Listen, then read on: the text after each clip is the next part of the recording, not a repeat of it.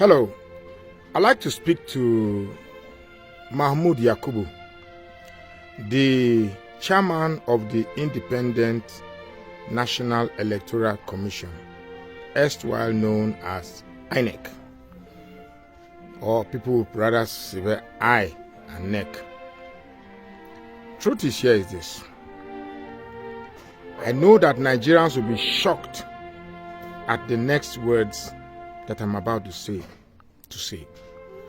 Do you know that Mamud Yakubu actually started off by doing what is right? Yeah, I said it. And I'm sure you'll be shocked. But I just laid down and the thought just came to me and I browsed it in my head and I said, yes. Do you know that INEC chairman Mamud Yakubu started off by doing what is right? Because just look at it. The whole electoral system was designed to capture the essence and peculiarity of the Nigerian challenges, right? The Beavers machine was designed to capture the simple process of arriving at a leader with a transparent resolve. You go to the polling unit, you get captured, you're given a ballot paper, you vote, you wait, they are counted, the pictures of the result are taken and sent to the IREV. There's nothing more simple than that. Very, very simple. But I believe at the last minute,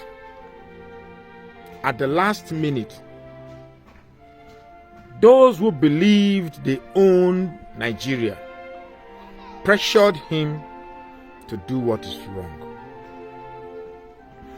And they did what is wrong because they didn't have enough time to plan how best to rig an electronically based election process.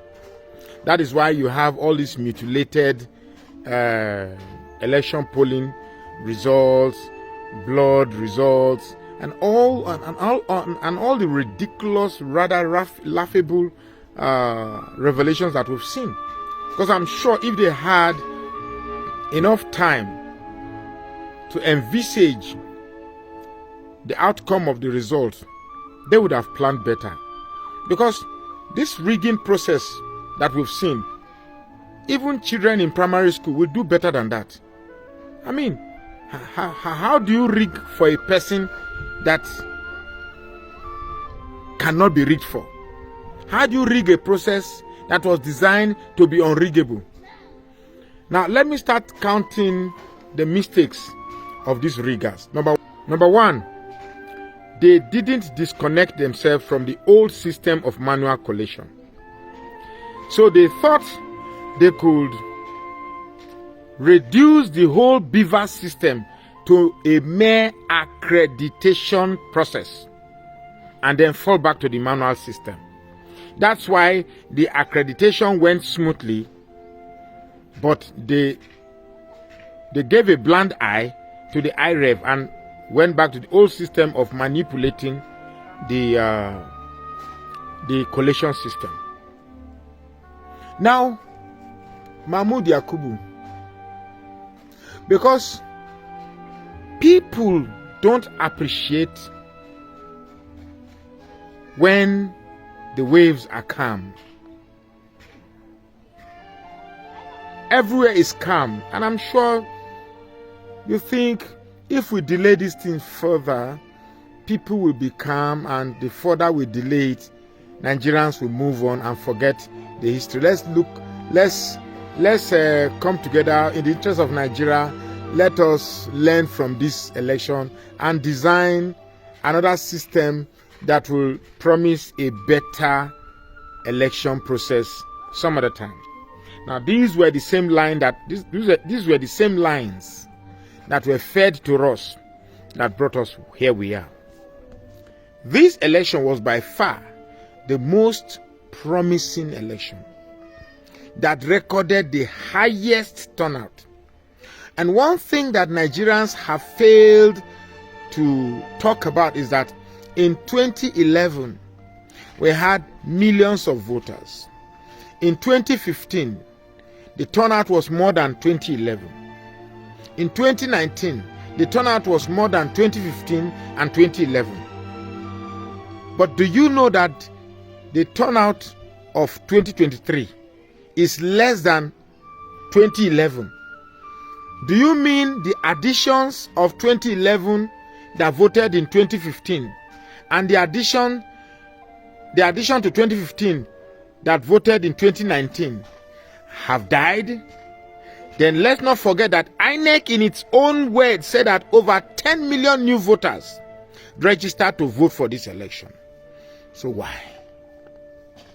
What's happening? Please tell me something I don't know. Perhaps my sense of mathematics have been lost somewhere in my trash can. So, Mr. or Alhaji Mamud Yakubu, I know all these shenanigans that have come to play is because of a single rhetoric, and that is an Igbo man will not be president.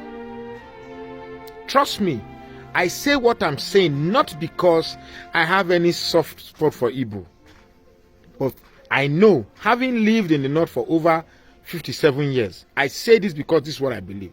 This whole thing was because no matter what happens, no matter how the beavers were twisted, it is all designed to ensure that an Igbo man will not become president. But if indeed we all propagate one Nigeria, we all preach one Nigeria, are you actually saying that one Nigeria is one without the Igbos? The same Igbos you say they will not go. The same Igbos you killed millions of them to remain in Nigeria. Now they are in Nigeria. They have struggled to forget the past. But you kept reminding them that, well, we just forgave you to be part of Nigeria. But being a major player in our political affairs, that will not happen. And that's not even my worry. If the Igbos, who are one of the three major tribes, can be ganged upon by two other major players of the Nigerian politics not to rule this country, then are you saying that as an Urobo man, a Bachama man, a Biro man, an Ijo man, a Benin man, an Edo man, a Tiv man, an Idoma man, are you saying that our likelihood of producing a president for the Federal Republic of Nigeria is zero, nada? Well, if truly we want this country to be one, if truly we want this country to be one, I want to assure you that the calm you see in Nigeria is not because Nigerians have moved on. This is not about obedience, articulated or batified. This is not about it. It's about doing what is right. Nigerians cannot continue to wallow in the abyss of a system that continuously plunges us into retrogression and backwardness. We must start embracing the ability to do things right. Right things that will uplift us to measure up with our contemporaries elsewhere in the world. This is not the Nigerians we should bequeath to our children yet unborn. History will remember us that Mamud Yakubu plunged this country into a state of redemption. My name is Magnus Oraka, and I say please follow this page and share this post now.